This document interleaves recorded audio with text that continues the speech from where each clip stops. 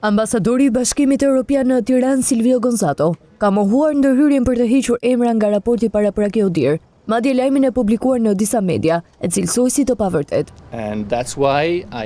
Kjo është edhe arsyeja pse unë bëra një reagim, gjë që rrallë ndodh, për të mohuar një lajm që pretendonte se ne kemi influencuar në raportin e publikuar nga ODIHR.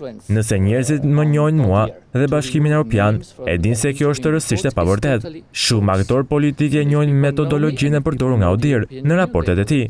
Pas një takimi me kryekomisionerin Ilirian Celibashi, kryediplomati sqaroi se ODIHR është i pavarur dhe çdo kritik apo vlerësim i saj duhet të respektohet. ODIHR është totalisht i pavarur dhe ne respektojmë pavarësinë e tyre, dhe për këtë arsye ne respektojmë rekomandimet e tyre.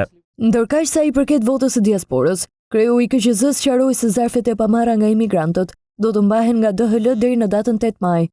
Gjë rastin që të rikonfirmoj edhe një herë publikisht që DHL ka detyrimin që të mbajë në zyrat e saj zarfet të cilat nuk kanë mundur t'ja u dorëzoj votuesi apo dhe votuesi nuk kanë mundur ta tërheqin deri në datën 8 maj.